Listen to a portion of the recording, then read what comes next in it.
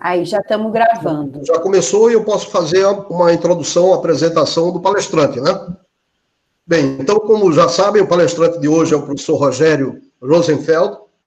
Eu vou fazer uma pequena introdução aqui para falar um pouco da vida científica.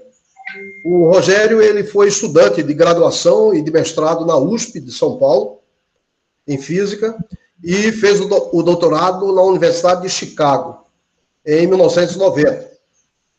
Ele fez, é comum em São Paulo fazer um concurso para livre docência, né? Aqui nós não temos isso, nunca tivemos, mas... então, ele fez livre docência no Instituto de Física Teórica da Unesp. Ele é bolsista de produtividade CNPq, nível 1C, e trabalha em área de fenomenologia de partículas elementares e cosmologia. Então, eu acho que, nesse ano, esse é o primeiro palestra nessa área. Rogério atualmente é presidente da SPF, é presidente da União de Físicos de Países de Língua Portuguesa e vice-diretor do ICTP, que é o Instituto South American Institute for Fundamental Research. Então, que é um instituto que tem atividade durante todo o ano, cursos, palestras, e que tem uma circulação bastante boa de pessoas lá em São Paulo, razoavelmente focalizado nessa área de física de altas energias e partículas, apesar de que, de vez em quando, eles fazem algumas concessões e têm atividades em outras áreas. Eu mesmo já estive lá há uns 3 anos, 3, 4 anos, em uma semana dedicada à ótica não linear e ótica quântica. Bom, então é um prazer ter você aqui, Rogério. Você esteve aqui alguns anos atrás, ainda não era presidente da SBF, agora, como presidente da SBF, vai ser capaz até de dar algumas informações para a gente, né? Então, as palestras, normalmente, aqui nesse colóquio, as perguntas são feitas no final da palestra. Mas, se alguém tiver interesse ou para entender um pouco melhor o tema, se quiser formular perguntas, eu acho que seria possível, né? Então, já que ele concorda... Ok. Eu prefiro. Então, a palavra é sua, Rogério, por favor. Muito obrigado, então, Cid e Nádia, pelo convite. É um prazer dar colóquio para vocês. É claro que eu preferia estar em Recife, dando esse colóquio. Já estive aí, já faz um bom tempo, para falar a verdade, para dar um outro colóquio. E, enfim, quando acabar essa loucura dessa pandemia, aí vocês me convidam de novo, tá? Pessoalmente, eu vou começar a compartilhar minha tela para falar. Deixa eu ver aqui. O que está acontecendo? Ok. Vocês devem estar vendo a minha tela agora, certo? Então, também peço desculpas que os slides eles vão estar em inglês, mas eu vou falar, obviamente, em português, tá? Isso daqui. O que eu fiz? Ixi. Fiz alguma coisa que eu não devia ter feito. Tá aqui. Ok, então, como o Cid falou na apresentação, a minha formação toda é em física de partículas elementares, mas eu sempre quis trabalhar em cosmologia, e de fato, há uns 10, 15 anos atrás, eu comecei mais a me dedicar à cosmologia, e eu fiz uma coisa até mais radical, que eu sou teórico, né? E a coisa radical foi entrar em colaborações experimentais de cosmologia, que eu vou falar bastante hoje para vocês. E eu já falei isso para o Sérgio, já viu essa palestra, mas enfim, esse primeiro slide que está aqui, no fundo, é onde fica o Dark Energy Survey, que é a colaboração que eu estou trabalhando, além do LSSP, que é no Chile, no Cerro Tololo International Observatory, CTIO, que não é parte da ESO, que essa foi a pergunta do Sérgio, no colóquio que ele assistiu. Está ligado aos Estados Unidos, esse observatório. E esse projeto todo, ele é sediado não sediado, ele é capitaneado, liderado por um laboratório dos Estados Unidos chamado Fermilab. Então, o telescópio, vocês vão depois mostrar umas fotos, fica dentro dessa cúpula É um telescópio já antigo, da década de 70, um telescópio de 4 metros. O que é novo é o instrumento que foi construído para tirar fotos do universo, que é uma câmera digital de 600 megapixels, chamado Dark Energy Camera. Então, eu vou falar bastante sobre isso. E essa foto é muito bonita, vocês veem a Via Láctea aqui ao fundo também. E é um lugar maravilhoso. Eu tive a oportunidade, como experimental, de passar 5 noites fazendo observações que eu pensava que você tinha que olhar no telescópio, não é nada disso mais, é tudo automatizado, você não olha mais, olha só em tela de computador. E o título desse colóquio, então, é esse daqui: se o universo é a resposta, qual é a pergunta? E uma das ideias desse título é o seguinte: a gente sempre pensa no método científico como sendo a possibilidade de você fazer experimentos várias vezes, né? Repetir um experimento e realizar medidas diversas vezes, e a partir dessas realizações, experimentos, você faz medidas e tira as conclusões. Então, acha mede a quantidade com certo erro, etc. E o universo, você não tem como fazer isso, porque o universo já está aí, certo? Você não pode fazer experimentos, mais experimentos. Mas a ideia é interessante, eu vou tentar passar para vocês, talvez vocês tenham dúvidas sobre isso, o que a gente realmente faz, né? E como o Cid falou também, eu trabalho na Física Teórica da Unesp, eu trabalho também nesse instituto do ICTP, que, aliás, Cid, está tendo agora mais atividades ligadas à área, principalmente de biofísica, que está tendo muita coisa agora. Mas realmente tem coisa de matéria condensada, tem várias áreas, vários workshops, obviamente agora é tudo online, mas vocês podem visitar o site. Além do que, nós estamos com atividade de divulgação científica também, uma coisa parecida com o que a SBF faz. Nós fazemos o Física ao vivo na SBF, e o ICTP começou a fazer o Física em Casa, então é uma coisa bem parecida. Eu também faço parte desse laboratório interinstitucional de astronomia, e também sou vice-coordenador de um INCT, chamado INCT do E-Universo, e sou membro dessa colaboração Dark Energy Survey. Muito bem. Então, quando eu estava pensando no título, né, na verdade, eu pensei nesse título para um outro colóquio já faz algum tempo, falei, puxa, que título legal, será que realmente eu não vi isso aqui antes? E aí eu lembrei que eu já vi esse título antes, e o título, esse título do colóquio é o subtítulo de um livro, que talvez você já tenha ouvido falar. O livro se chama The God Particle, que foi escrito pelo Leon Lederman. E é um livro sobre o bóson de Higgs. E o subtítulo do livro é exatamente o título desse colóquio. Mas eu queria prestar uma homenagem ao Lederman aqui, porque ele faleceu não há muito tempo atrás. Ele ganhou o Prêmio Nobel em 1988 pela descoberta do neutrino do míon. E uma coisa que eu acho importantíssimo dizer é que ele foi diretor desse laboratório chamado Fermilab, acho que por 20 anos quase. E ele teve a visão de começar um grupo de astrofísica teórica nesse laboratório de física de partículas em 1983. Eu cheguei em Chicago em 1985, então esse grupo era recém-criado, eu não tinha ideia disso. E virou o melhor grupo de cosmologia dos Estados Unidos, num laboratório de física de partículas. E esse grupo acabou crescendo bastante, e incorporou uma parte observacional, experimental, e sediou um grande experimento chamado Sloan Digital Sky Survey, que continua sendo, ele lançou os dados de 20 anos de trabalho esse ano. O Sloan Digital Sky Survey, que também fica nos Estados Unidos, que também tirou espectro de mais de 1 milhão de galáxias, e esse laboratório também lidera o Dark Energy Survey, que é o experimento que eu estou trabalhando. Então, acho que tudo bem roubar o subtítulo do livro do Leon Lederman. Aliás, você sabe a história, né? Que o Leon Lederman queria chamar o Higgs de goddamn particle, a partícula maldita, né? The goddamn particle. Mas o editor não deixou e pediu para ele mudar o título para The God Particle, que foi uma pena, porque esse título é horrível, né? De explicar para as pessoas.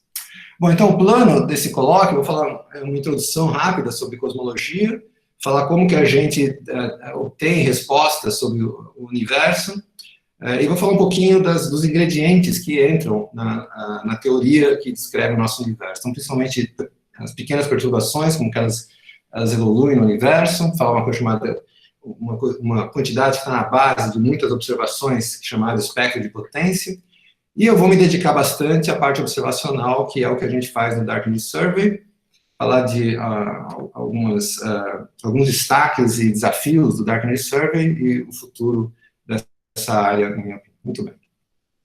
Então, a resposta para a pergunta do título, né, qual é a questão, se a gente tem a resposta, que é o universo, e a questão é qual é o melhor modelo que descreve o nosso universo. É isso que a gente quer descobrir. E, obviamente, modelos dependem de parâmetros, então, mesmo que você fixe um modelo, que eu vou falar qual é o modelo que a gente vai usar predominantemente, esse modelo tem parâmetros livres, por exemplo, a quantidade de matéria, a quantidade de radiação, etc. Né? Então, isso que a gente quer medir. E, de fato, o que a gente faz com essas medidas, com as medidas observacionais, é encontrar distribuições de probabilidade para esses parâmetros a partir dessas medidas. E isso é feito usando, então, um método estatístico, estatística bayesiana, etc. Bom, falando um pouco de cosmologia, então, a cosmologia moderna, é interessante isso, ela é baseada em 3 descobertas que foram inesperadas. A primeira delas é que existe mais matéria nas galáxias e aglomerados de galáxias do que era esperado. Essas primeiras evidências, que são evidências simplesmente gravitacionais, apareceram já na década de 1930. E muito mais medidas, com maior precisão, chegou esse desenvolvimento dessa ideia de que existe matéria escura no universo. Então, uma matéria que interage gravitacionalmente, a gente não enxerga, porque ela não interage com a luz. Então, isso aqui foi uma descoberta inesperada. Uma outra descoberta totalmente inesperada é que a gravidade, assim, não é que a gravidade se torna repulsiva, mas a interação entre partículas, entre galáxias, no universo, ela se torna repulsiva em grandes escalas muito grandes. Né? E essa descoberta veio pelo seguinte, porque a gente sabe já, desde o final da década de 20, trabalho de Hubble, que o universo está em expansão. Mas como a gravidade é uma força atrativa, essa expansão tem que estar diminuindo de velocidade, né? Porque, enfim, a força gravitacional é atrativa. Então, os cosmólogos estavam procurando as evidências observacionais para essa desaceleração do universo. E, de fato, eles mediram, então, supernovas distantes que dariam acesso a esse mecanismo. E o que eles descobriram que, ao invés de estar desacelerando, o universo está acelerando. E a única maneira de você explicar isso é invocando uma outra quantidade que daria esse efeito, que a gente chama de energia escura. Então, energia escura é tudo que leva à aceleração, todos os modelos que podem levar à aceleração do universo. E uma outra descoberta, mas aí também não é realmente uma descoberta, mas, quer dizer, a descoberta é que o universo é muito homogêneo e isotrópico. A gente não espera isso, porque olhando o universo à nossa volta, a gente vê muitas inhomogeneidades e cada direção que você olha é uma coisa diferente. Mas em grandes escalas, e também no passado do universo, nós temos muitas evidências, que eu vou falar agora também, que o universo foi extremamente homogêneo e isotrópico. E essa ideia, então, essa descoberta de que o universo é homogêneo e isotrópico, levou à ideia da inflação. Então, a inflação é um processo que ocorreu no início do universo, a gente acredita, né? E onde houve uma expansão muito, muito rápida que levou a essa homogeneização e isotropização do universo.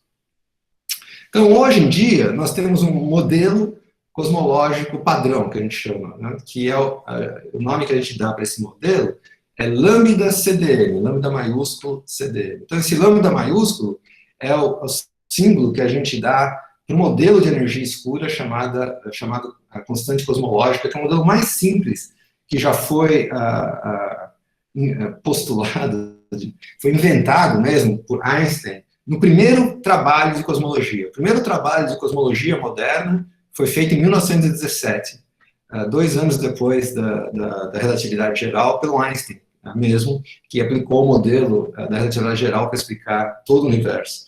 E ele teve que introduzir uma constante cosmológica para ter uma solução estática. Isso é uma história bem legal, mas é outra história. Então, a gente usa esse lambda como energia escura, que é uma constante cosmológica, e CDM significa Cold Dark Matter. Então, a matéria escura mas fria significa que ela é não relativística, ela não tem velocidades muito grandes. Então, esse modelo cosmológico padrão, ele é baseado na teoria da relatividade geral, na constante cosmológica, nas partículas elementares que a gente conhece, que é o modelo padrão de física de partículas, essa matéria escura fria que não faz parte do modelo padrão, a gente não conhece o modelo. Isso é muito importante dizer, que o modelo padrão de partículas elementares que nós conhecemos não tem nenhum candidato a essa matéria escura fria. Então, isso já indica que existe uma física além da física do modelo padrão. E mais esse paradigma que a gente chama de inflação. Então, esse modelo lambda-CDM, que tem meia dúzia de parâmetros, mais ou menos, ele explica todas as observações cosmológicas até o momento. Eu coloquei entre parênteses, contudo, que há recentemente evidências de uma tensão nas medidas do que a gente chama de constância de Hubble, que é um dos parâmetros do modelo, que mede a taxa de expansão do universo hoje, medidas que vêm de diferentes observações. E talvez eu fale um pouco mais sobre isso adiante. Então, mas por enquanto, a gente, até o momento, ele explica todas existem muitas observações cosmológicas até o momento. Entretanto, a gente sabe que não sabe do que 95% do universo é feito. Então, todas essas medidas que nós fizemos até o momento levam a um modelo cosmológico padrão, de concordância, onde da ordem de 70% do universo hoje está na forma, 70% da densidade de energia do universo hoje está na forma do que a gente chama de energia escura, 25% está na forma de matéria escura, e somente 5% está na forma de átomos, que é o que nós somos feitos, né? Menos ainda em fótons, neutrinos, etc. Então, essa é a resposta que a gente tem hoje sobre a composição do universo, né? E a gente não sabe, não sabe que a matéria escura, ela pode ser, como eu falei, fria, mas ela pode ser também morna, não está totalmente excluído, ela pode ter altas interações, ela pode ser o que chama fuzzy, pode ser muito leve, pode ter um comportamento quase macroscópico. A gente não sabe o que é energia escura. Esse modelo mais simples é uma constante cosmológica, mas tem muitas outras possibilidades teóricas que a gente tem que investigar, e a gente não sabe também o que causou a inflação, né? Então, tem vários modelos inflacionários, a inflação é um paradigma, e, em geral, esses modelos são baseados em campos escalares. Então, tem um campo escalar chamado inflaton, que é o responsável pela inflação, a gente não sabe. E a inflação prevê algumas coisas, entre elas ondas gravitacionais primordiais, que seria, se detectadas, uma grande evidência em favor desse modelo inflacionário. A única coisa que eu gostaria também de chamar a atenção, de sair desse slide, é que essa composição do universo, esse diagrama de pizza aqui, é o que a gente conhece, é a composição do universo hoje. Essa composição, essas proporções mudam com a história do universo. Então, o universo no passado, por exemplo, se você vai muito no passado, ele é muito quente e denso, e é dominado pela radiação. Então, os fótons e neutrinos são os que compõem a maior parte do universo. Hoje são totalmente desprezíveis, mas no passado são a componente principal do universo, sendo que a energia escura ela deixa de ter um papel importante há 1 bilhão de anos atrás, aproximadamente, meio bilhão de anos atrás. Então, essa é o que a gente tem hoje, tá? E no futuro, se o modelo cosmológico padrão estiver correto, a energia escura vai dominar tudo, tá? Então, é isso que vai acontecer no futuro, se o modelo cosmológico padrão estiver correto. Então, a gente tem uma história do universo.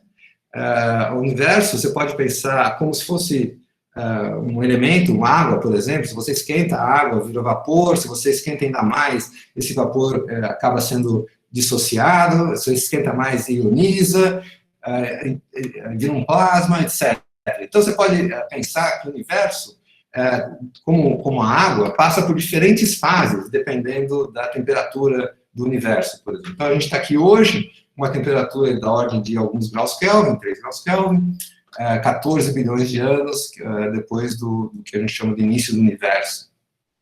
Mas se você vai para o passado, a temperatura aumenta e chega uma época onde você não tem mais átomos. Por exemplo, aqui, os átomos são dissociados, porque a temperatura já é suficiente, né? Veja que energia e temperatura, em física de partículas, temperatura e energia é a mesma coisa, né? Então, aqui já é uma temperatura da ordem de 100 megaelectronvolts, e, obviamente, não tem átomos nessa temperatura de 100 megaelectronvolts. Desculpe, ponto 1, 100 kiloelectronvolts. Então, aqui é um plasma, e esse plasma de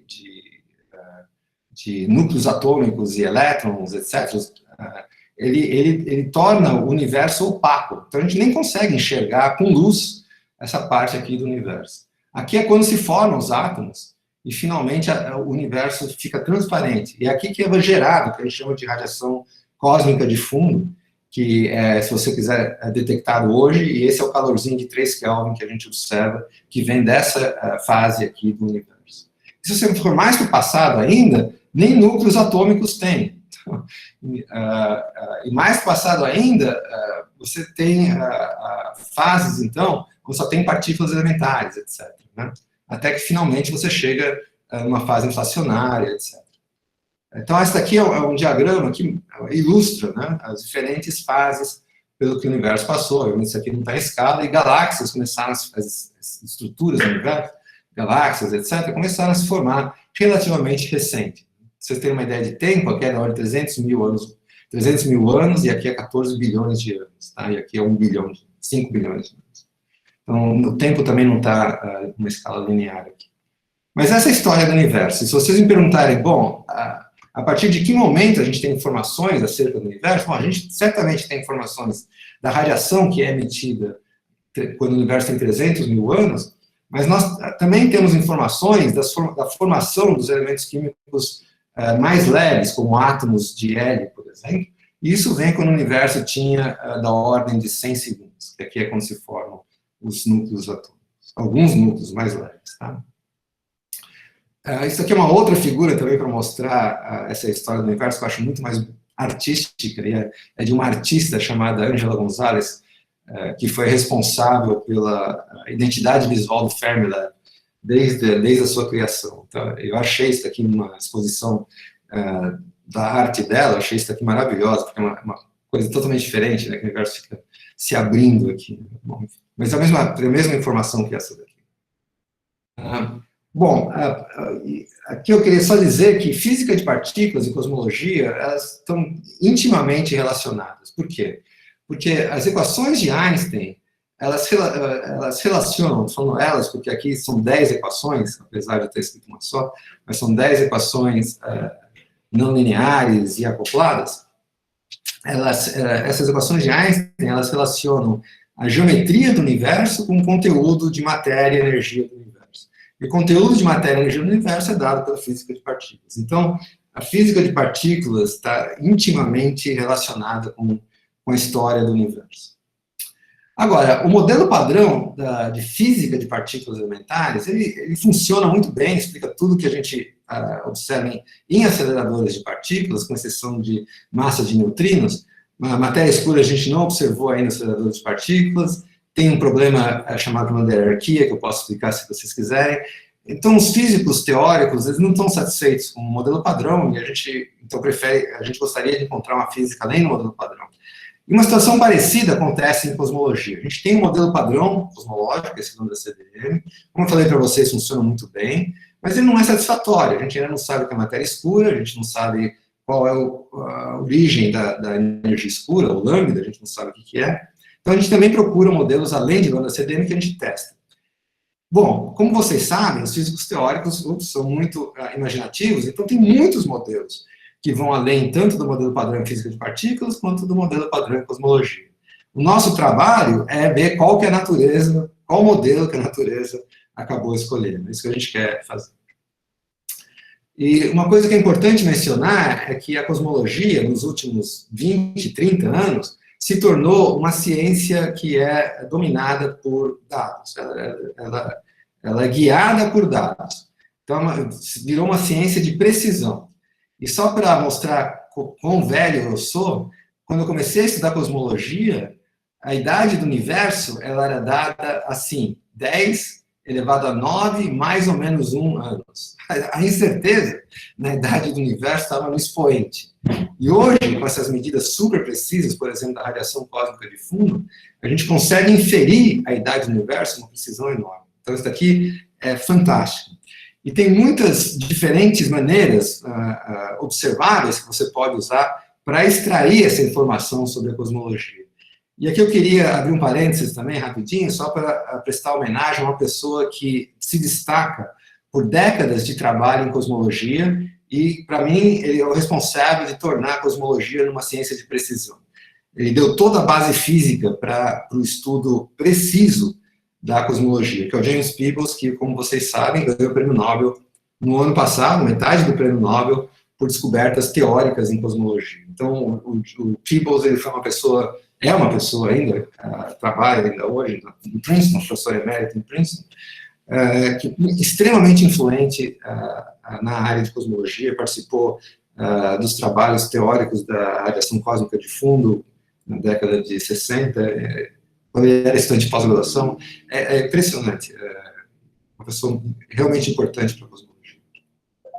Então, falar um pouco sobre as observáveis que a gente pode usar em cosmologia. Então, um dos mais precisos, esse é o que a gente chama da radiação cósmica de fundo, que, se você quiser, é o calorzinho que sobrou do Big Bang, que foi descoberto na década de 60 e hoje é estudado com muita precisão. Uma outra observável é o que a gente chama de nucleossíntese de elementos leves no Big Bang, 100 segundos depois do Big Bang, que também você consegue medir a abundância de hélio, de deutério, de lítio, hélio 3, que traz bastante informações acerca do universo quando ele tinha 100 segundos. Né? E outras observáveis que são usadas mais recentemente, as supernovas, do tipo 1A, que é o que foi usado para descobrir que a expansão do universo é acelerada, lenteamento gravitacional, que são pequenas distorções na imagem de galáxias distantes, causadas por distorções, causada pela propagação da luz até nós, passando por a matéria. Eu vou falar um pouco mais sobre isso. A distribuição, como que as galáxias são distribuídas no nosso universo, incluindo uma característica chamada oscilação acústica bariônica, uma escala característica, e a contagem de números de aglomerados de galáxias no universo. As galáxias não estão sozinhas, elas estão aglomeradas. E essas 4 coisas aqui a gente faz com o que a gente chama de large surveys, de grandes levantamentos cosmológicos em observatórios como o Darkness Survey. Então, o Darkness Survey, de fato, tem todos esses 4 observáveis. A gente não observa a radiação cósmica de fundo, não observa a nucleossíntese de elementos, mas a gente observa todas essas 4. E vou falar bastante sobre isso mais tarde. Então, como é que a gente vai das observáveis para as respostas?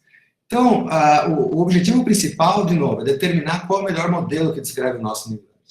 E aí eu vou falar alguns passos simples. Você escolhe uma observável, escolhe um modelo cosmológico. Você calcula previsões desse modelo para essas observáveis, dado um conjunto de parâmetros, porque o modelo depende de parâmetros. Aí você consegue essas observações, consegue os dados, e compara as previsões dos modelos com os dados. E acha qual é o melhor modelo, qual é o melhor modelo com os correspondentes valores dos parâmetros que melhor descreve esses dados.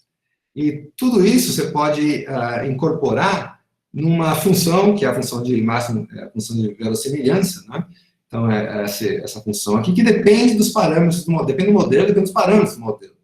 Então, aqui você tem a previsão teórica, aqui você tem as observações, as previsões teóricas dependem do modelo, deveria ter colocado aqui a dependência do modelo. Aqui são as observações, e aqui é o que chama de matriz de covariância, e com isso essa é uma informação, com essa informação você, em princípio, consegue determinar qual é o melhor modelo. Agora, então, só algumas coisas que eu, de novo, já falei que as previsões teóricas dependem do modelo, dependem dos parâmetros, as observações, obviamente, dependem das condições experimentais, essa matriz de covariância basicamente reflete as incertezas nas medidas experimentais, e o melhor modelo é encontrado maximizando essa função de verossimilhança. Então, isso daqui, falando assim, parece muito fácil, né? Mas tem muitos desafios nisso daqui. Em primeiro lugar, as previsões teóricas são difíceis. Elas são difíceis porque elas incluem a física não linear, incluem efeitos dissipativos de baryons, efeitos astrofísicos, eu vou falar de alguns deles mais tarde. Então, as previsões teóricas são difíceis. As medidas são difíceis. Você tem erros, por exemplo, na estimativa do que a gente chama de redshifts, que dá a medida da distância do objeto até você.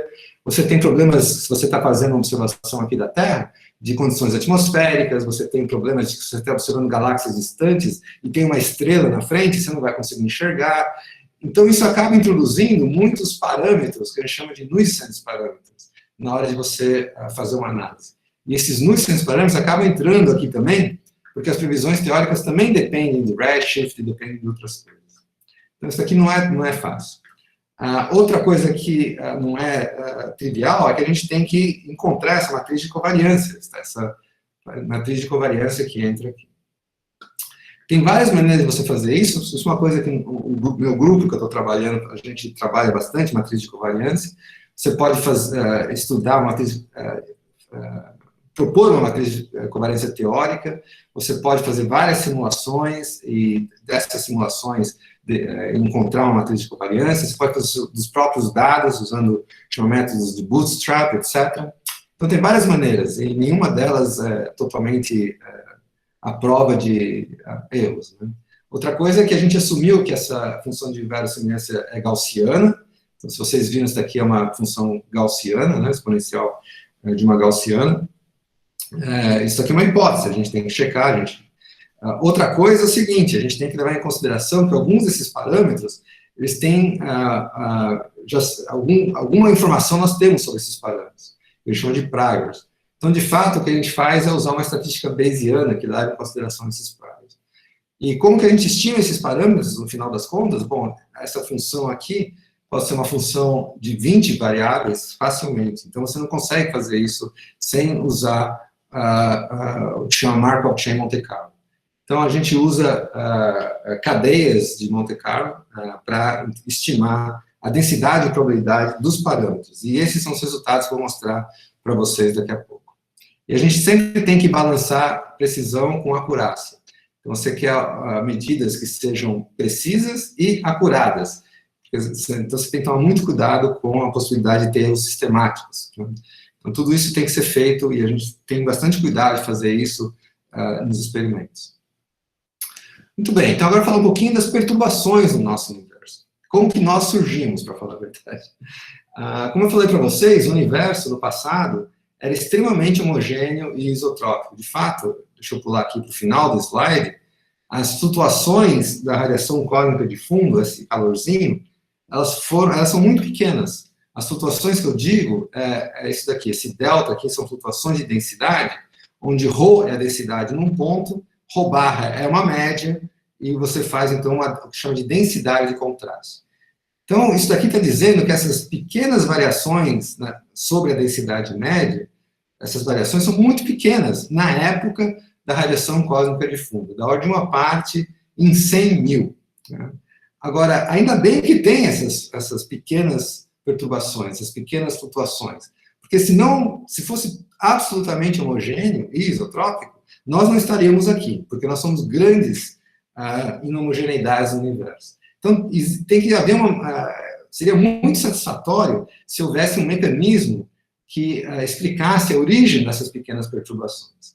As perturbações são tão pequenas, só foram detectadas em 1991 e deu um prêmio Nobel. Não sei se eu tenho aqui o prêmio Nobel. Tem, esse aqui é o pessoal que ganhou o prêmio Nobel, metade por George Smoot, a metade por John Matter, pelo desenvolvimento de um satélite chamado WMAP, que foi o primeiro satélite que detectou, mediu que o espectro de corpo negro da radiação cósmica de fundo, que, aliás, é o melhor espectro de corpo negro já medido, melhor que qualquer laboratório, mas mais importante ainda, detectou essa anisotropia na radiação cósmica de fundo que vem dessas pequenas flutuações.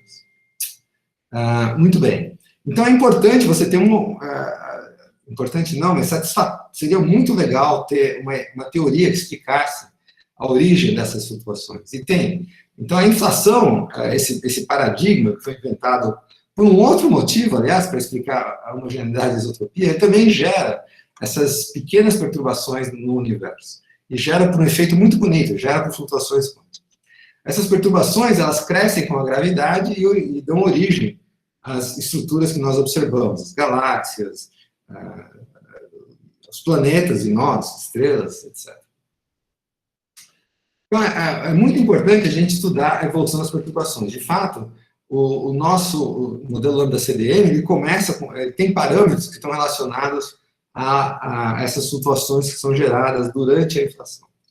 Então, essas pequenas perturbações na densidade acabam dando origem às galáxias com o passar do tempo. Agora, essa conexão aqui é muito difícil, é um problema teórico muito difícil de como que você passa de flutuações pequenas para galáxias, principalmente porque a formação de galáxias envolve muita física de baryons, de dissipação, etc., que a gente só entende mesmo através de simulações numéricas. Mas é uma história muito bonita, porque começa de flutuações quânticas durante a inflação até a radiação cósmica de fundo, cresce até a radiação cósmica de fundo, e isso a gente entende bem, porque as perturbações são pequenas na radiação cósmica de fundo, e você pode usar a teoria de perturbação sem grandes problemas. Você pode linearizar as equações de Einstein, e isso não é difícil de fazer.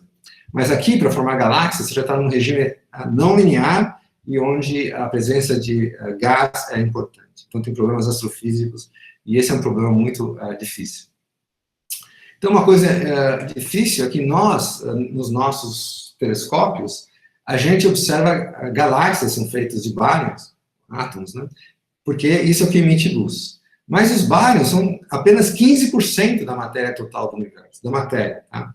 O resto 75%, 85% é matéria escura, da matéria, sem contar energia escura. E essas galáxias, elas são o que a gente chama de não sei como falar isso aqui, algo enviesado, traçador enviesado da distribuição total de matéria.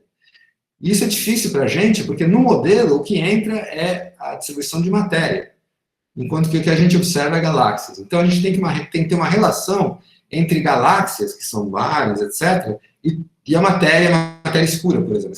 Essa figura aqui embaixo tenta ilustrar isso.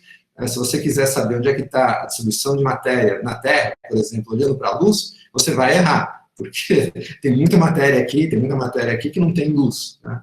Então você tem que ter um modelo que conecte a matéria luminosa, digamos, as galáxias, com a totalidade de matéria no universo, a matéria escura. E isso a gente usa um parâmetro chamado bias, que a gente tem que modelar, e isso também é um desafio muito grande nessas observações. E essa figura aqui simplesmente ilustra a evolução das perturbações, são muito pequenas, como eu falei para vocês, uma parte em 100 mil, quando o universo tem 300 mil anos, isso aqui está representando aquela a gente chama de superfície de último espalhamento, quando a radiação cósmica de fundo é gerada, as pequenas perturbações crescem e acabam gerando as estruturas que nós observamos. Então, não é possível descrever um regime não linear dessas perturbações analiticamente em relatividade geral. E para isso você precisa, então, de simulações numéricas e grandes computadores, etc. Muitas vezes simulações numéricas são somente feitas com matéria escura fria, que é mais fácil, porque não tem dissipação, etc. Mas, hoje em dia, tem muitas simulações sofisticadíssimas que levam em consideração todos os mecanismos, e você vê realmente as galáxias sendo geradas. É impressionante. Muito bem. Então, essas perturbações, como eu disse para vocês, de uma parte em 100 mil, foram geradas na época da radiação cósmica de fundo, 300 mil, o universo era 300 mil anos, tinha 300 mil anos de idade. E hoje, com 14 bilhões de anos, vocês terem só uma ideia, a densidade média do universo, essa é uma conta que eu sempre dou para os meus estudantes fazerem, a densidade média do universo hoje corresponde a 1 próton por metro cúbico. Então, você pode ver que aqui na Terra nós somos uma enorme perturbação com relação à média de densidade do universo. É um regime altamente não linear, você não pode usar nada que seja linear, você tem que usar simulações. É claro que as nossas observações não chegam em escalas tão pequenas, mas chegam em escalas de aglomerados de galáxias, que também já tem uma perturbação bastante grande. Você não pode usar simplesmente uma teoria linear e tem que usar simulações numéricas. Muito bem. Então, essas perturbações, elas se desenvolvem no tempo para formar galáxias. Agora, então, o que nós observamos são galáxias. E a distribuição de galáxias no universo e pequenas distorções na forma dessas galáxias, essas duas informações, elas trazem importantes testes de modelos cosmológicos, que é o que eu vou querer mostrar para você. E a gente pode caracterizar essas distribuições por o que a gente chama de funções de correlação, ou a correspondente função de correlação no espaço Fourier, que é o espectro de potência. Então, o que você pode pensar é o seguinte: você tem essa distribuição de galáxias, e para você extrair informação, você tem que fazer alguma estatística com relação à distribuição de galáxias. Se essa distribuição é totalmente aleatória, se essa distribuição é gaussiana, a estatística toda, ela é dada por dois parâmetros só, que é a média e a variância. Então, a gente vai medir essas duas quantidades primeiro, que são as quantidades mais fáceis de serem medidas e já trazem bastante informação cosmológica. Então, o espectro de potência em 3 dimensões, que eu falo depois em 2 dimensões, de novo, é descrito por essa função, que é uma densidade, um contraste de densidade, eu já falei isso algumas vezes aqui, e a gente imagina que essas flutuações, elas são um campo gaussiano, aleatório. Portanto, são caracterizados por 2 primeiros momentos, que é a média e a variância. Se fossem não gaussianos, eu esqueci de falar, mas as perturbações, lembra que eu falei que são geradas no processo inflacionário, né? E pode-se mostrar que as perturbações geradas durante a inflação são gaussianas. São flutuações gaussianas com muito boa precisão. Então, você pode caracterizar totalmente essas flutuações com os 2 primeiros momentos. O primeiro momento é 0, por construção, a média disso daqui é 0, porque a média de ρ é ρ, então isso daqui é 0. E o segundo momento, a variância, é o que a gente chama de função de correlação. Então, a função de correlação é a variância desse contraste de densidade, que por homogeneidade e isotropia só depende da distância entre 2 pontos que você está olhando. Isso a gente chama de função de correlação espacial de 2 pontos. E a interpretação dessa função de correlação espacial de 2 pontos, ela te dá informação sobre o excesso ou déficit de aglomeração de objetos, de galáxias, nesse caso, sobre uma distribuição totalmente aleatória numa certa escala E. Então, isso é o que está designado aqui por essa equação, que é a probabilidade de você ter galáxias num volume dV1, no outro volume dV2, ela seria simplesmente o produto, se fosse algo aleatório, mas se tem uma correlação, você tem essa função de correlação. Então, nós trabalhamos medindo funções de correlação, mas também a gente pode trabalhar no espaço de Fourier. Então, a gente pode trabalhar com a transformada de Fourier da função de correlação, que a gente chama de espectro de potência. Tem vantagens e desvantagens em trabalhar ou com o espectro de potência ou com a função de correlação espacial. Então, por exemplo, se você tem um pico, uma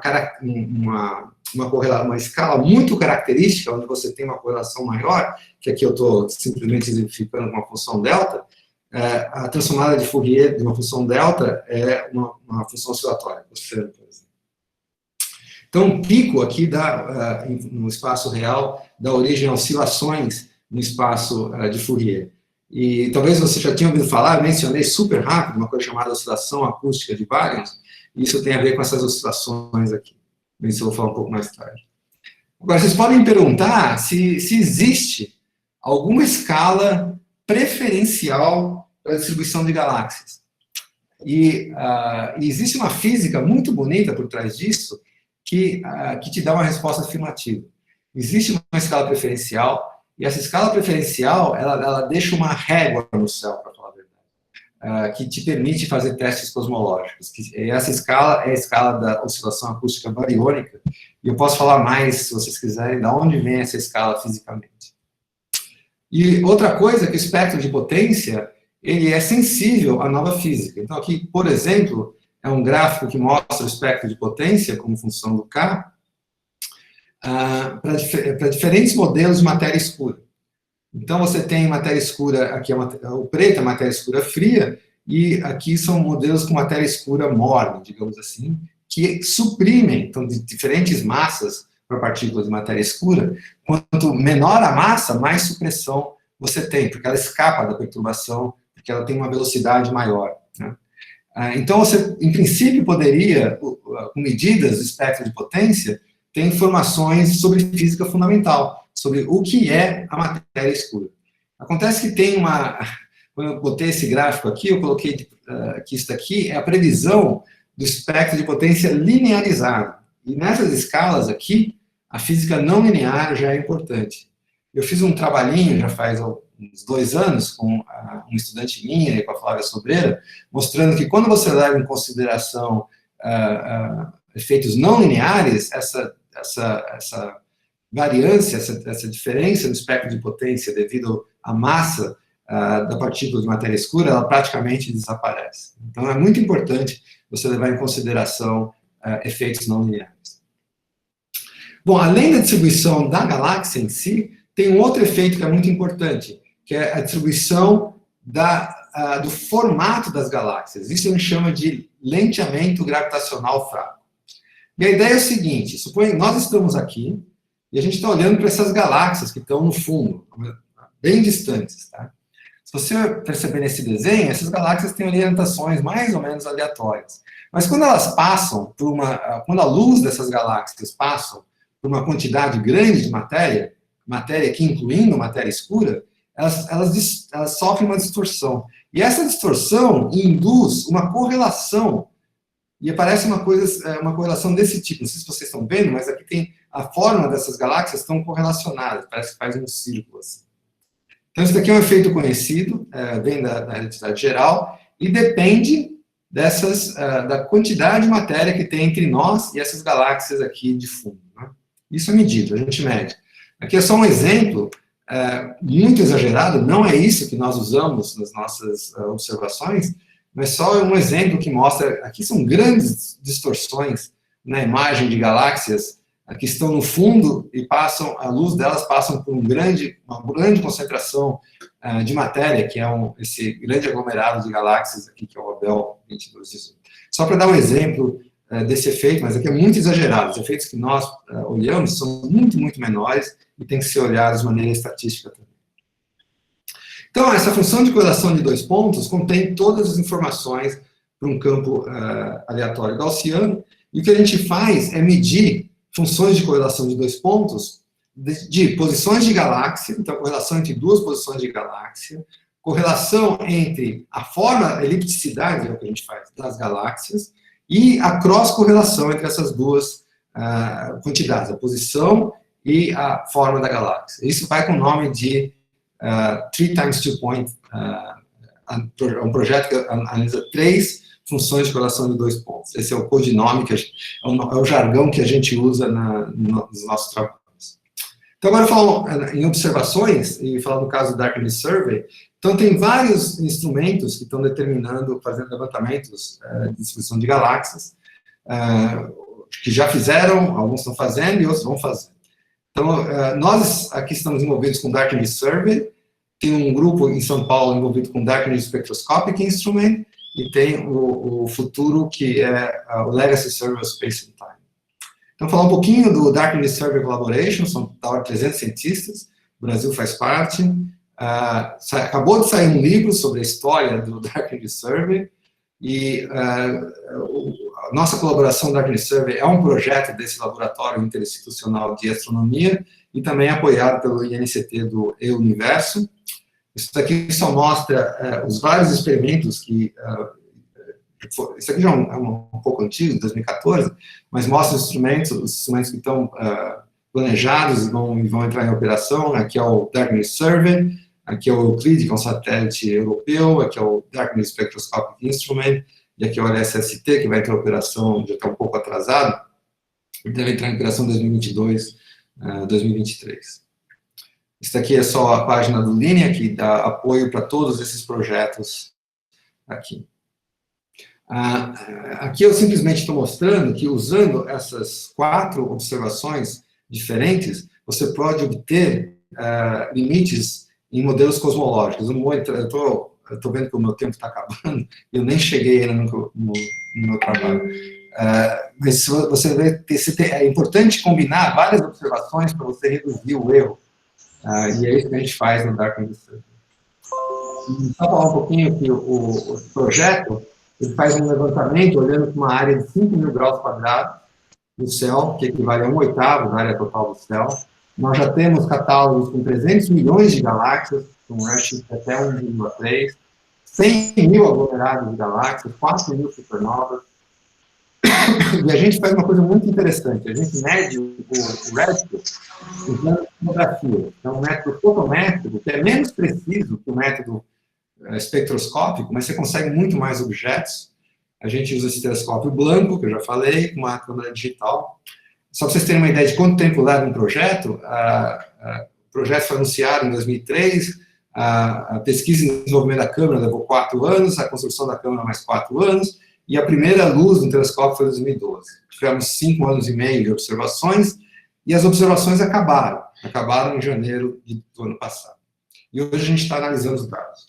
Isso aqui é uma fotografia do morro Cerro Tololo, onde está o observatório Blanco. O LSST está no outro morro aqui em frente, que fica no Chile. Aqui é uma foto do telescópio, com a câmera digital montada no plano focal. Essa câmera permite tirar fotos de até 100 mil galáxias, com 8 bilhões de anos-luz. Aqui você está mostrando os CCDs dessa câmera digital. Aqui, só para ilustrar uma galáxia, como aparece nesse CCD, a resolução. Aqui é como que a Lua apareceria, só para ter uma ideia do campo de visão, 3 graus quadrados, caberia 10 luas. E as distribuições de galáxias no universo, elas provêm, então, informações sobre crescimento de perturbações, isso testa, então, modelos de energia escura, informações sobre matéria escura, e também essa régua padrão, que é essa escala de oscilação acústica do barinômio.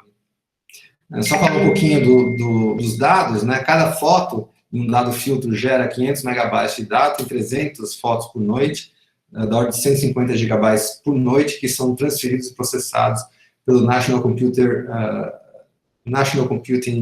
Supercomputing Center, National Computer Center Supercomputing NCSA, em Urbana. E a gente contribuiu com software e também com o portal. Esse aqui é o portal. Aqui é a área do céu que é coberta pelo Darknet Survey.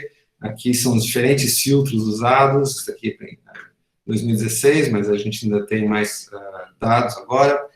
Uma coisa que é importante dizer, é que eu já falei um pouquinho, que o redshift medido por fotografias ele é menos preciso que o espectroscópico, então a gente faz, isso é importante, a gente faz um estudo tomográfico, a gente divide a profundidade do céu em fatias de redshift. Quanto tempo eu tenho, Nádia? 5 minutos? Rogério, eu acho que você não fica preso nesse horário, não. Você pode passar mais uns 10, 15 minutos aí, sem problema. Tá, então eu vou passar 10 minutos, tá? Prometo que ok. No máximo 10 minutos. Agora chega a parte interessante, então desculpe toda a parte até agora. Então agora eu quero falar dos destaques do Darknet Survey e dos desafios. Então, um grande número de resultados já foi obtido, e eu vou, então, dar destaque para alguns desses resultados, mas eu vou ter que concentrar nos resultados do que a gente chama da análise do primeiro ano de dados, porque essa é a única análise que, de fato, foi terminada. Nós estamos terminando, agora, a análise dos 3 primeiros anos, e isso está uma discussão muito interessante que eu posso falar para vocês, como que é trabalhar nessas colaborações. Então, nós temos trabalhado muito nessa parte que a gente chama de Barium Acoustic Oscillation, em espaço harmônico, não no espaço real. Então, a análise principal foi feita no espaço real, mas nós estamos fazendo nós fizemos já a análise do espaço harmônico para essa quantidade, chamada DAO, e o resultado mais importante usa, como eu falei para vocês, as funções de correlação da distribuição de galáxias e do lenteamento de galáxias. talvez eu fale alguma coisa de resultados preliminares para análise do Year 3, que a gente está envolvido. Então, para vocês terem uma ideia, a última vez que eu contei, tinha 280 papers relacionados ao Dark Survey, não é só de cosmologia, mas também acha objetos como quasares, achou a contraparte óptica do evento de fusão de estrelas de nêutrons detectado pelo LIGO. Isso aqui foi liderado por uma brasileira, Marcele Soares Santos, que trabalha também no Dark Survey. Descobriu um monte, acho que dobrou o número das chamadas galáxias satélites anãs da nossa Milky Way, da nossa galáxia. Dobrou. Enfim, tem muitos resultados que foram obtidos pelo Dark Survey. Só falar um pouco do time que trabalha comigo. Então, a gente tem como postdocs o Felipe, o Hugo, o Fabiano já foi embora, o Antonino já acabou de voltar para a Itália. Estudantes que acabam participando desses experimentos, eu posso dizer que eles, se eles se destacam, eles conseguem fazer a pós-graduação no exterior. Por exemplo, o Nick era aluno de iniciação científica, ele conseguiu está fazendo doutoramento em Stanford, a Andresa está fazendo doutoramento em Carnegie Mellon, o Otávio está fazendo doutoramento em Michigan, na Universidade de Michigan, e a Maria acabou de defender ontem um mestrado, e tem alunos que estão começando.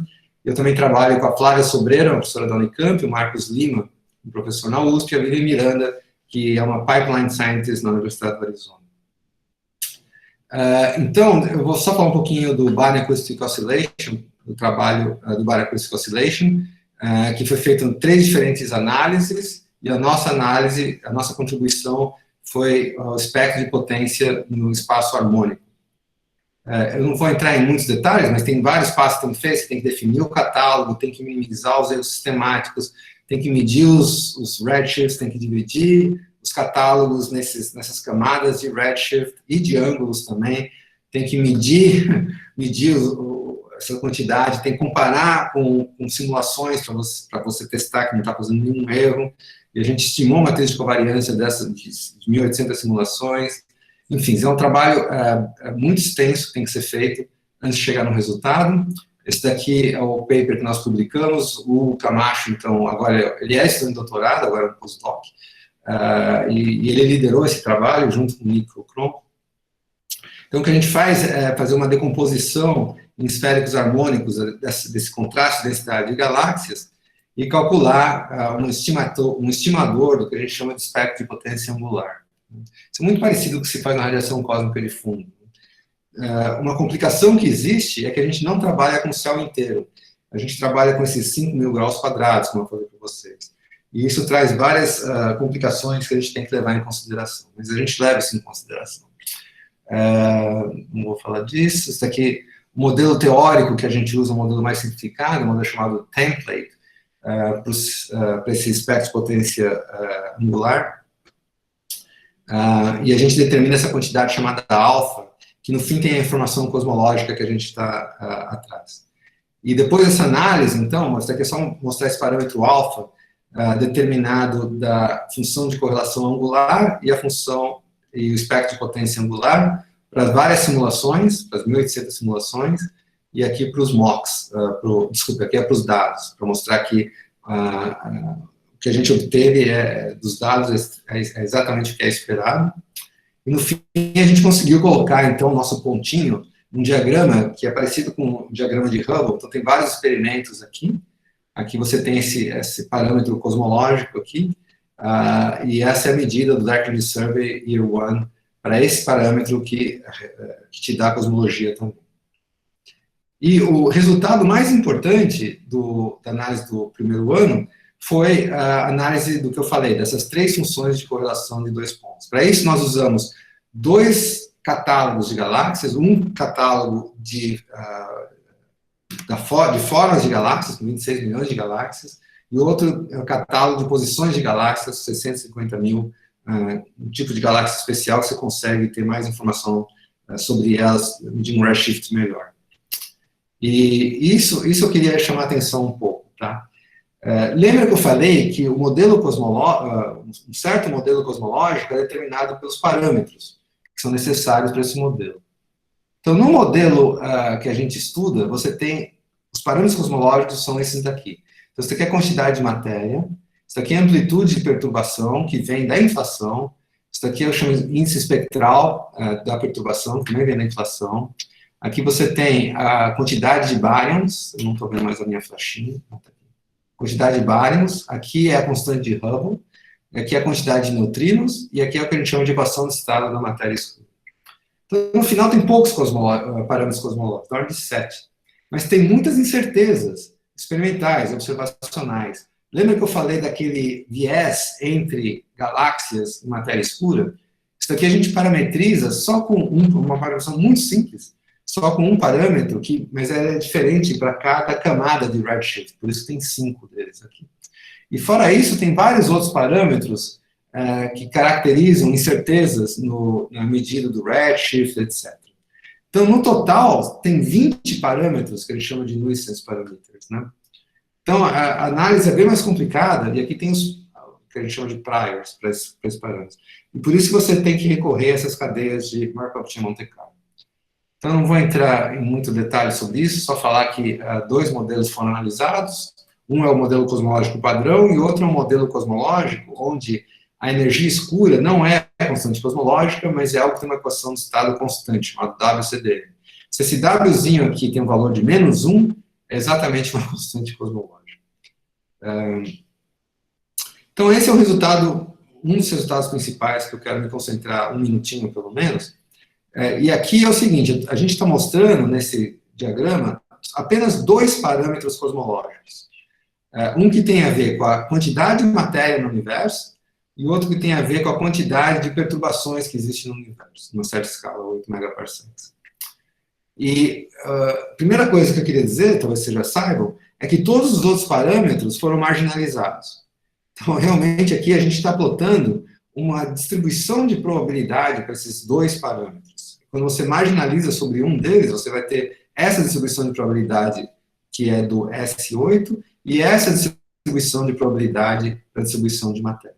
E é daqui que a gente tira as informações dos parâmetros cosmológicos. Por exemplo, a densidade de matéria vai ser aproximadamente 0,32, mais ou menos 0,01, 0,2, tá? É isso que vai ser.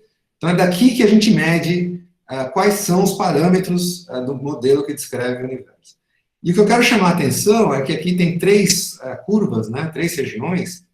A região verde é o resultado do estudo da radiação cósmica de fundo. Não tem nada a ver com o que nós fizemos. E o azul é o que nós fizemos, é a análise 1001. E o que é interessante é que essas 2 análises completamente diferentes, que olham para instantes diferentes do universo, está aqui, o Planck analisa a radiação cósmica de fundo que foi gerada quando o universo tinha 300 mil anos, e nós olhamos distribuições de galáxias quando o universo tinha 14 bilhões de anos, e eles estão em acordo razoável. Tá? E você combinando, você tem uma precisão ainda maior nesses parâmetros. E outra coisa também é que a precisão do Planck não é muito diferente da precisão do Darkness Survey. A área é parecida.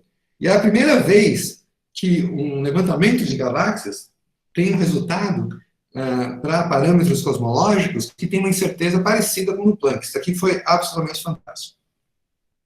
A gente fez a mesma análise para esse outro modelo, WCDM, e se vocês lembrarem, eu falei que se esse W é igual a -1, é exatamente a constante cosmológica. E o resultado que a gente obteve é que ele é -1 com uma precisão razoável, tá? De 4 ou 5%. E a reação que teve na colaboração, que me lembro muito bem, é que aí vai o prêmio Nobel, porque se a gente tivesse descoberto que esse parâmetro é diferente de -1, aí o modelo lambda CDM estaria descartado, e certamente seria uma descoberta muito importante. A gente está fazendo análise não só do Baryon Acoustic Oscillation, mas de todo o Galaxy Cluster em espaço harmônico, to year one. Isso aqui a gente está terminando agora, a gente acabou já, e o trabalho tem todo um processo de internal review dentro da colaboração, e nós queremos fazer toda essa análise de 3x2 funções de correlação no espaço harmônico para o primeiro ano de análise. No ano 3, terceiro ano, que a gente está acabando agora toda a análise, tem 5 vezes mais área, 300 milhões de galáxias, nós estamos liderando esse trabalho do BAO, do espaço harmônico, e a gente tem um papel relevante no que se chama de validação da matriz de covariância. Esse daqui é um trabalho também que a gente está participando ativamente, que é exatamente a modelagem da matriz de covariância e o impacto de vários efeitos que nós levamos em consideração na matriz de covariância. Isso daqui também está sendo revisto pela colaboração antes da gente mandar para os arquivos. Não vou falar disso, falar um pouco do futuro nos últimos 5 minutos. Então, nós estamos envolvidos também no DESI, no LSST. O LSST é o Rubin Observatory Legacy Server of Space and Time. Isso daqui é uma foto real, uma foto da construção, é um telescópio novinho, tudo novo, está sendo terminado de construir, no mesmo complexo onde tem o Dark Survey, a montanha na frente, é o Cerro Pachón, que se chama. E por uma negociação bastante interessante que foi feita com a chamada LSST Corporation, o Brasil conseguiu 10 posições de investigador principal de graça. Eu não sei se eu expliquei isso para o Sérgio, mas eu posso explicar depois como é que a gente conseguiu essas 10 posições de graça. E cada pesquisador principal pode trazer 4 pesquisadores para o seu grupo, estudantes ou postdocs. E isso aqui vai ser um projeto incrível, vai durar 10 anos, vai produzir uma quantidade enorme de dados, ele vai varrer todo o céu a cada 3 dias, vai ter bilhões de galáxias que vão estar mapeadas nesse projeto. Não é só para cosmologia, mas é para eventos que se diz variáveis também, transientes, né? E tem um grupo grande, então, no Brasil, como eu falei, nós temos 10 PIs, e dentro desses PIs tem alguns que trabalham em Dark Energy, em energia escura, porque dentro da colaboração do LSST tem alguma coisa chamada Dark Energy Science Collaboration, dentro do LSST. E aí nós estamos trabalhando, Mariana Pena Lima, Valério Marra, Marcos Lima, Sandro Vitente, Felipe, Hugo, Vivian e eu. E o outro projeto é o DESI, que é o Dark Energy Spectroscopic Instrument. Esse já começou, esse é fantástico também, porque ele vai usar uma técnica espectroscópica, como fala o próprio nome, para medir os redshifts, vai ser muito mais preciso, usando fibras ópticas que são posicionadas em cima de cada objeto no plano focal do telescópio. Posso falar muito mais sobre isso também. Eu não faço parte do DESI, o Brasil tem 2 PIs que também foram negociados, entraram de graça por in-kind contribution. A Flávia Sobreira, professora em Campinas, é um dos participantes. Então, eu vou terminar agora. Eu espero ter convencido vocês que a cosmologia se tornou uma ciência de precisão baseada em dados, muitos dados. Cosmologia testa modelos de física fundamental. Tem novos experimentos que estão tomando dados agora e muitos outros que estão em planejamento. Esse laboratório Linea e o NCT do Universo está dando oportunidades para os pesquisadores do Brasil participarem desses experimentos, são experimentos de ponta. A infraestrutura computacional tem que ser ainda melhorada, porque, como eu falei, a gente tem que, por exemplo, só o exemplo que eu dei, rodar essas cadeias de Monte Carlo, Markov Chain Monte Carlo, é computacionalmente custoso, porque tem muitos parâmetros, a modelagem é complicada, etc. Então, a gente está usando o Santos Dumont, está usando um cluster na Unesp, o Linea tem um cluster, mas realmente a gente vai precisar de algo mais sofisticado para o LSST, e tem uma proposta de fazer um Independent Data Access Center, também para ter um espelho dos dados aqui no Brasil. E se a gente tivesse a IDEC, a gente vai poder aumentar ainda mais a participação brasileira. A análise do primeiro ano de dados do Dark Energy Survey está terminada, e os trabalhos da análise 3 está sendo acabado agora. A gente tem reuniões quase todo dia para discutir os resultados do terceiro ano. Então, isso aqui é um tempo, a gente está numa época muito interessante em cosmologia, muitos dados, muitos experimentos, vamos esperar, então, por surpresas, e obrigado, então. Rogério, muito obrigado. Eu proponho que abram os microfones para aplaudir o palestrante.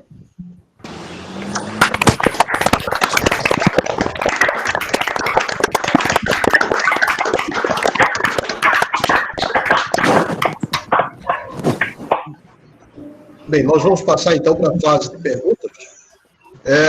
Aqui na lista do chat tem o Sérgio Rezende, diz que tem uma pergunta sobre posições no PI. Rogério, muito obrigado. Entendi mais um pouco hoje. Foi bom. Quando eu puder agora, eu vou acabar de entender tudo. Realmente eu gostaria de saber como é que vocês conseguiram essas 10 posições de pesquisador principal sem pagar nada. Como é isso? Isso foi muito legal. É o seguinte, Sérgio, eles precisam transmitir os dados do Chile para os Estados Unidos. Tem que ter redundância também. Então, eles tinham muito interesse em transmitir os dados do Brasil ir para Miami, e para Urbana-Champaign, tem o NCSA. Então, foi feita uma negociação com a RNP, com a FAPESP, que tem uma rede também, e o Linea, acho que foram essas três, e o LSST. E foi assinado um acordo onde o LSST... Menino, finalmente consegui resolver esse negócio da nota com a moça.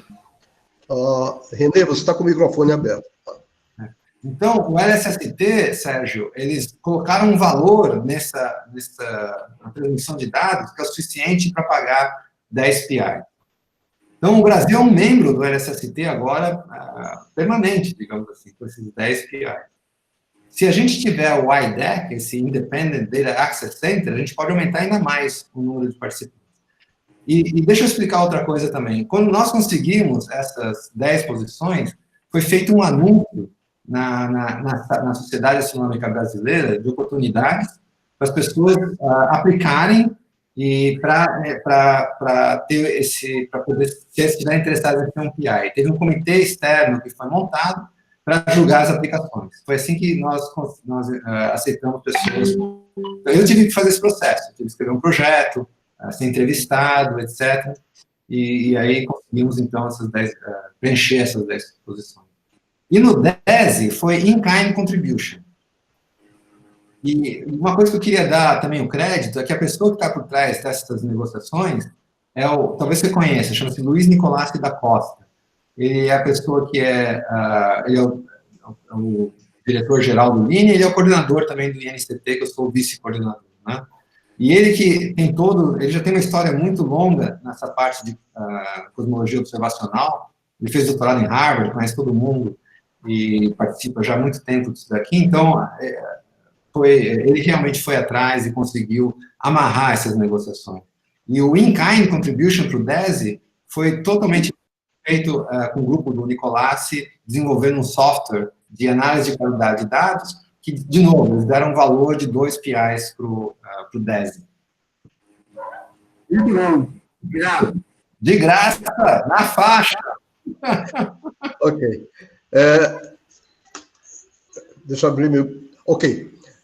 A próxima pergunta é do Antônio Azevedo. Antônio?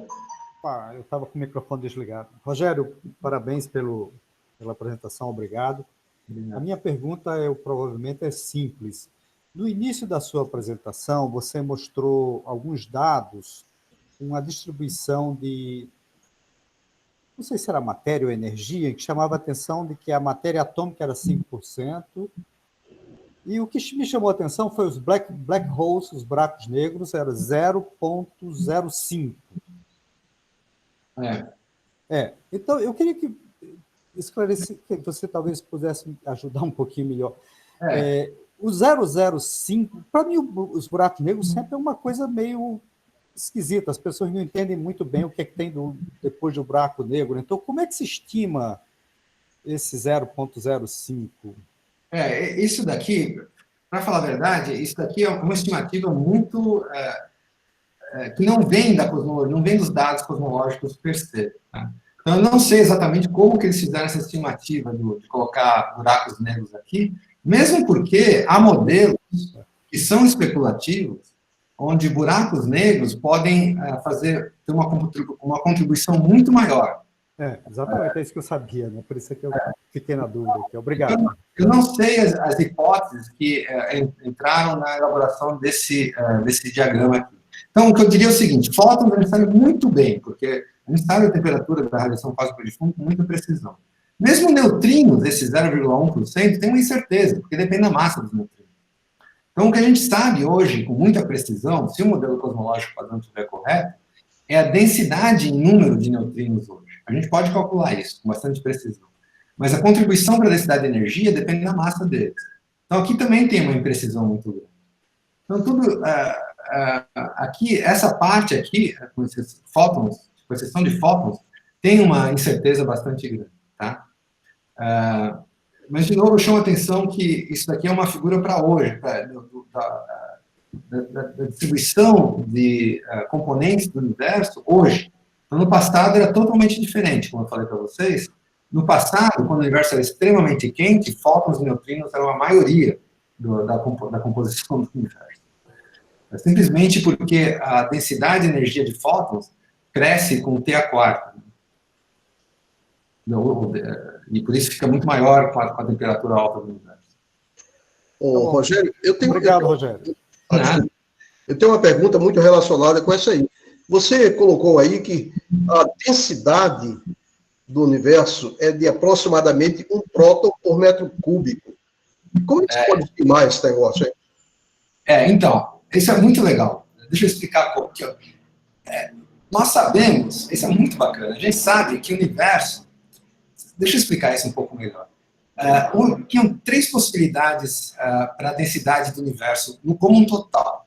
Ela ser maior do que eles chamam de uma densidade crítica, que é o suficiente para fazer com que o universo seja fechado, que é o que a gente chama. Pode ser menor que a densidade crítica, que é a geometria do universo com uma densidade menor que a densidade crítica, é uma geometria em 3 dimensões parecida com uma célula de cavalo, ou pode ser a densidade crítica, que é quando o universo tem uma geometria tridimensional plana, né?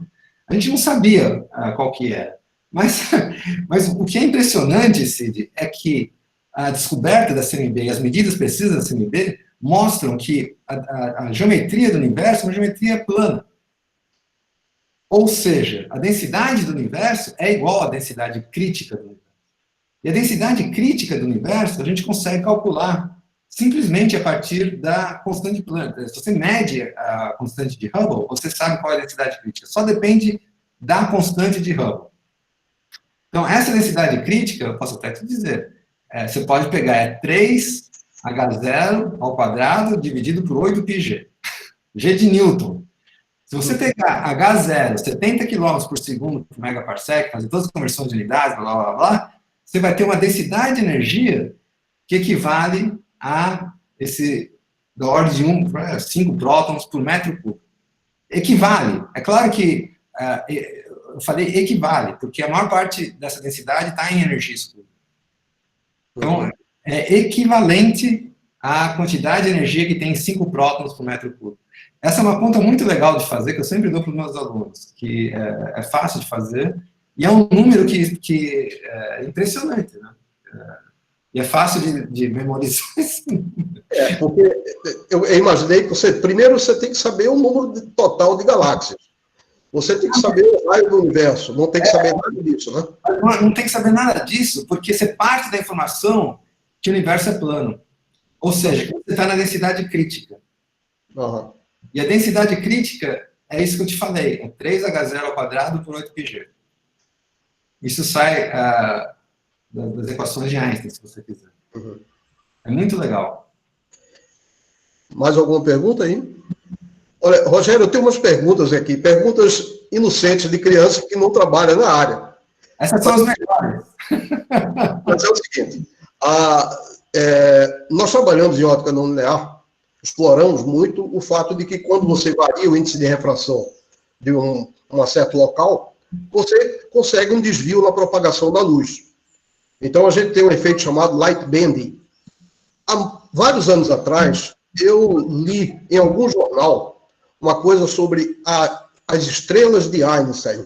eu não sei se é no plural ou se é a estrela de Einstein, que os astrônomos usam para observar também esse light band, que seria devido ao efeito de gravitação. Mas eu vi isso num jornal e nunca eu fui atrás de saber exatamente isso, porque é interessante, seria uma analogia para a nossa ótica não linear. Você pode comentar sobre isso? Olha, eu posso comentar, porque a história disso é muito interessante, né? Você sabe que a Einstein previu o desvio da... Deixa eu voltar um pouco. Tem a experiência de Sobral e tal, mas parece que a coisa da estrela de Einstein é mais uma indicação melhor, não é?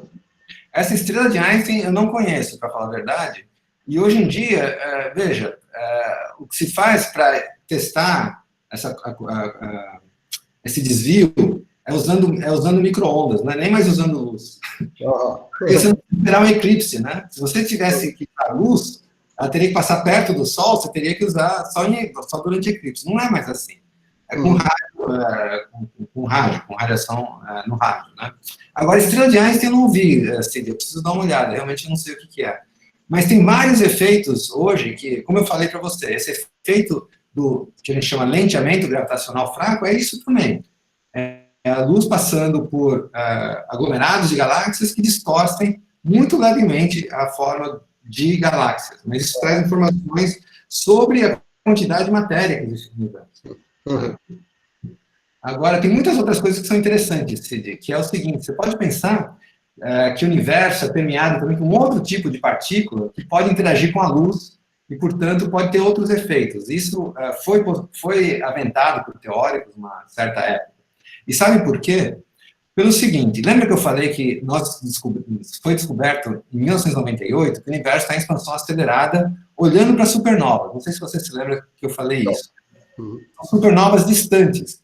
E, no fim das contas, o sinal dessa expansão acelerada é menos luz chegando das supernovas, que indica que elas estão mais longe. Aí você podia pensar, mas será que não tem um outro mecanismo que absorve essa luz? Você pode pensar, poeira absorve luz, etc., né? Mas poeira foi descartado, porque enfim, você descobriu que depois de um certo instante começava a desacelerar mesmo. Mas muitas pessoas postularam, isso talvez você goste, talvez não, a ideia de ter uma outra partícula que pode interagir com a luz durante o percurso, partículas além do modelo padrão, e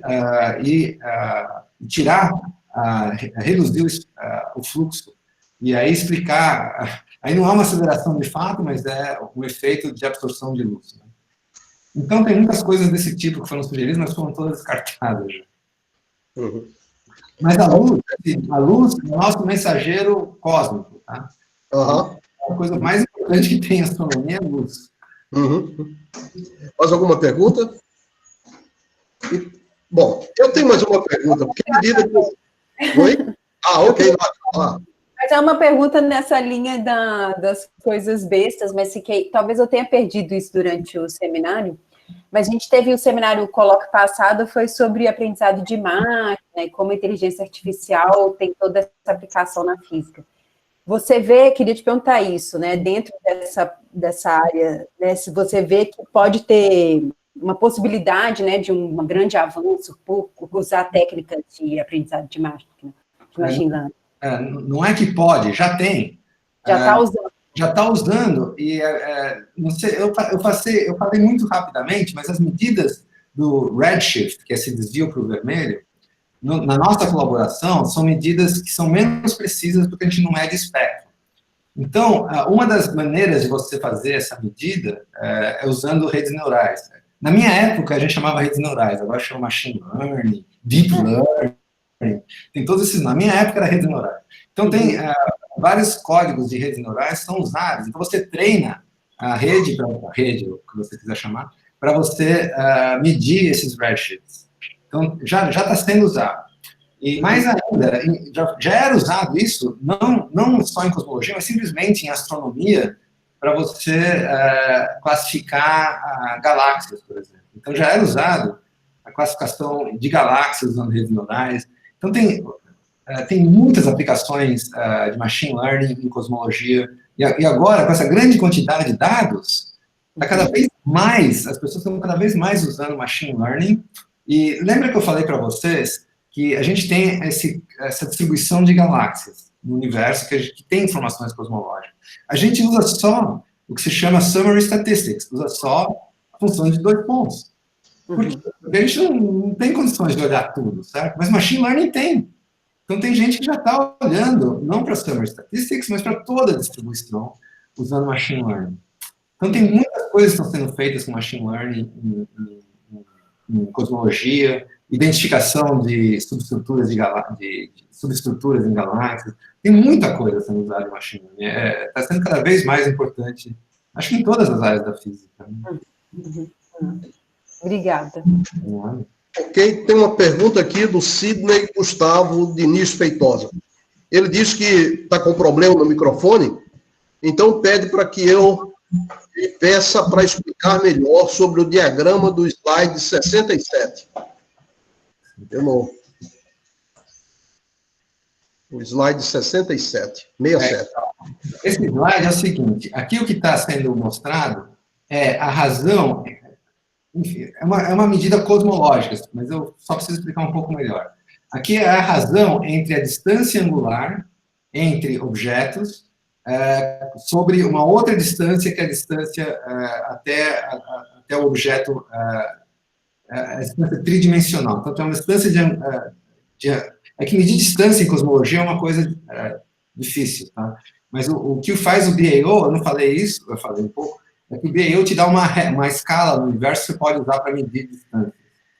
Então, isso daqui tem uma razão, tá vendo? Que tem uma razão entre essas quantidades.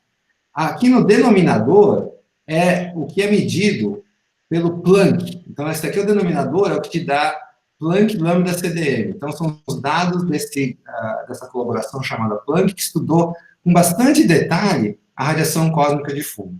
E no numerador são os dados obtidos por uma outra coisa, que é usar a distribuição de galáxias. E aqui você tem diferentes experimentos, tá? Diferentes experimentos. Então, aqui tem o chama BOSS, que é a Baryons Acoustic Oscillation Spectroscopic Survey. Aqui tem o Sloan Digital Sky Survey, o WILLOW-Z. E cada uma dessas experiências, dessas observações, foram feitas a um redshift diferente. Por isso que está colocado com função do redshift efetivo da observação. E o que está mostrando aqui é a compatibilidade entre essas medidas aqui, desses experimentos, com as medidas do Planck, que tem um erro menor. Tá? Então, se fosse 1, significa que você está exatamente de acordo com os dados obtidos pelo Planck. E aqui está as barras de erro, com exceção do Lyman alpha aqui, que está talvez meio sigma, um sigma e meio, menos de 2 sigmas, estão todas razoavelmente de acordo com as medidas do Planck. Então, espero que tenha ficado claro. É mais ou menos, não é uma coisa, mas aqui também a gente compara com o Planck, tá vendo? Então, o Planck, como ele tem uma precisão muito boa, ele virou o padrão para a gente comparar. Aqui a gente está comparando o Planck com outros parâmetros, e aqui a gente está comparando com esse parâmetro obtido a partir das medidas de oscilação acústica de Baryons. Obrigado pela pergunta. Tá? Ok, mais alguma pergunta? Eu tenho 2 perguntas, eu não sei se o tempo... Mas a primeira pergunta é o seguinte. Eu não estou com pressa. Ok, então, no primeiro semestre de 2018, eu estava na Unicamp, passando 6 meses lá, e assisti um colóquio muito interessante de uma pessoa do grupo de raios cósmicos. É uma física, eu não lembro o nome dela, recentemente ela fez parte do comitê do CNPq. Carola, exatamente. E o resultado muito interessante que ela mostrou é que existe uma anisotropia muito grande em raios cósmicos. Quando você escreveu aí no início universo homogêneo e isotrópico, então isso me assustou assim, né? Isso tem a ver uma coisa com a outra ou eu estou misturando banana com laranja? Ótima pergunta. Eu falei que o universo é homogêneo e isotrópico em grandes escalas. Grandes escalas significa muito maior que a nossa galáxia, muito maior, escalas próximas às escalas, digamos, da radiação cósmica de fundo. Aí que a gente começa, porque em pequenas escalas, Cid, planetas não são, você sabe. Não são pois é. Não é. Então, essa observação do OG, né, Ele mostra a anisotropia, que aliás não é muito grande, viu, Cid? É da ordem de 5%, mais ou menos. Ele tem uma significância estatística boa, mas a anisotropia em si não é tão grande assim. E a ideia é o seguinte, então o que eles estão olhando? Eu conheço bem esse trabalho, eles estão olhando a distribuição de eventos de raios cósmicos que chegam no OG de diferentes regiões do céu. E eles, uma energia maior, se não me engano, 10 a 18 eletronvolts, né? E por que eles estão fazendo isso? Porque eles querem identificar fontes, né? E uma fonte possível de raios cósmicos de alta energia seria o centro da nossa galáxia. Tem um buraco negro supermassivo, podem ter eventos energéticos que produzem esses raios cósmicos de alta energia.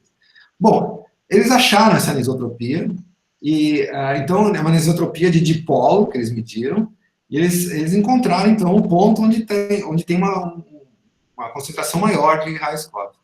Não tem nada a ver com o centro da nossa galáxia. Então, e não tem nenhuma fonte associada. Então, é um mistério até agora de onde vem essa anisotropia. Mas quando a gente fala em anisotropia em cosmologia, a gente está se referindo a escalas muito grandes ou a tempos muito distantes, como quando foram geradas a radiação cósmica de fundo. Quando você já tem formação de galáxias, já tem anisotropias muito grandes. Objetos já são anisotropias muito grandes. Mas ótima pergunta. Mais alguma pergunta? Você falou que tinha... Eu tenho mais uma, tá? Se o Rogério aceitar mais uma pergunta... Eu li na introdução que o Rogério é atualmente presidente da União de Físicos dos Países de Língua Portuguesa. Há vários anos atrás, eu participei no CBPF de um simpósio que foi uma espécie de reunião desses países de língua portuguesa, e lá houve apresentação de trabalhos, etc. Mas tinha uma coisa que me causou assim muita impressão, é o fato de que o número de físicos em alguns desses países é muito pequeno. O número de cientistas, por exemplo, naquela época, pelo que eu lembro, em Moçambique era da ordem de 500. Ou seja, uma coisa realmente... Então, você sendo presidente dessa união, né? A União de Língua Portuguesa. Língua Portuguesa, você pode dar para a gente um panorama geral desse, como é que é a física nesses países? Então, Cid, isso daqui começou, de fato, essa reunião que você participou foi um embrião para a formação dessa união. Então, isso daqui já era, quando eu entrei na SBF, isso já estava em andamento e acabou se concretizando em 2019. Então, foi em novembro do ano passado que foi concretizado. Então, a união foi formalizada, você pode ficar sócio, seria muito legal você ficar sócio. E a primeira coisa que a gente vai fazer, Cid, é exatamente um levantamento que a gente não tem ainda. E um dos propósitos dessa união, mais importante, talvez, é realmente trazer, ajudar, digamos, países da África, por exemplo, de língua portuguesa, né? Então, nós temos muitas atividades agora no Brasil em língua portuguesa, que a gente pode ajudar. Uma coisa que eu pensei em fazer, junto com o pessoal de Portugal, promover uma Olimpíada de Física, por exemplo, para alunos de ensino médio, né? Isso é uma coisa bacana, que dá para fazer, e a gente está pensando em fazer também. Mas a primeira coisa, você tem razão, fazer um levantamento, e é bastante complicado. Esses países, eu não tinha noção. E eu confesso para você, com certa vergonha, que eu nunca fui para a África. Então, realmente, eu não tenho noção da realidade africana. O Sérgio, você está mute. O Sérgio está dando com a mão aí, mas está sem microfone. Você está sem microfone, Sérgio. Eu tenho que dar uma entrevista agora sobre a Covid. Estão me chamando de casa. Tchau, obrigado, Roberto. Então, a gente está começando agora, Cid. Então, ainda tem muita coisa para fazer, tá? Muita coisa para fazer. Mas você pode ver a página, né? A página está muito ruim ainda, mas já tem alguma coisinha na página. Porque certamente isso aí, por exemplo, com relação aos cursos de pós-graduação brasileiros, né, a gente poderia contribuir de alguma maneira, abrindo ou tendo bolsas para esses estudantes desses países de língua portuguesa, aí, como seria uma coisa concreta, né? Já houve no CNPq um programa pró-África, né? Agora não tem mais, né? Mas já houve, que foi usado para trazer estudantes da África para o Brasil. E mandar professores do Brasil para a África também. Ok, parece ter uma pergunta a mais aqui. É do Lúcio. Ele disse, se houver tempo, eu acho que há, né? Sempre. Peço que o professor Rogério comente em mais detalhes sobre o que são as oscilações acústicas bariônicas e o seu papel como régua. Ótimo. Então, obrigado pela pergunta. Então, vamos ver se vocês têm tempo. Eu tenho. Então, deixa eu te contar a história com a minha mão primeiro, com as minhas mãos, né? A gente faz física com as mãos, né? Quando o universo era muito quente, muito denso, como eu falei para vocês, o universo estava com a matéria ionizada, era um plasma. Então, o gás de fótons também, você pode pensar no fótons, um gás de fótons, estava acoplado com a matéria. Então, ele empurrava a matéria, digamos assim, porque os fótons têm uma pressão. Então, os fótons, que têm uma pressão, empurravam a matéria porque eles estavam acoplados. Então, você tem um mecanismo que tem fótons que estão empurrando a matéria. Okay? Aí chega um momento onde existe o que a gente chama de recombinação, que é quando os elétrons se combinam com os núcleos atômicos e formam os átomos. E aí o universo fica neutro. Nesse momento, o que acontece? Desacopla, os fótons se desacoplam da radiação. Então a radiação continua indo, mas a matéria para. E essa escala você pode calcular no modelo cosmológico padrão, e essa escala é chamada escala de oscilação acústica de Barnes. É essa escala que a gente está falando. E dá para calcular, porque você sabe quando que isso ocorre. Tá? É o horizonte acústico quando isso ocorre. Então, isso te dá uma escala característica. E essa escala que é usada como régua. Então, é um pico na função de correlação. Eu acho que o Lúcio estava esperando alguma resposta tipo Polaritons. Tipo o quê? Polaritons. De uma certa maneira tem a ver, né? Tem uma certa similaridade, né? Mas isso é só um chute para tentar manter a conversa. Bom, eu não sei se tem mais alguma pergunta. Se não tiver, eu proponho que a gente agradeça ao Rogério por esse excelente seminário. Né? Eu que agradeço. Então, aplaudir o Rogério mais uma vez.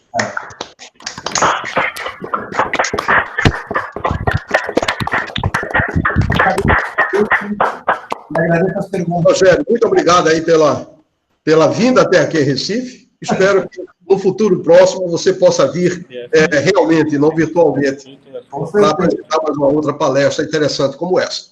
Bem, agradeço a todos, então, pela presença. Um bom final de semana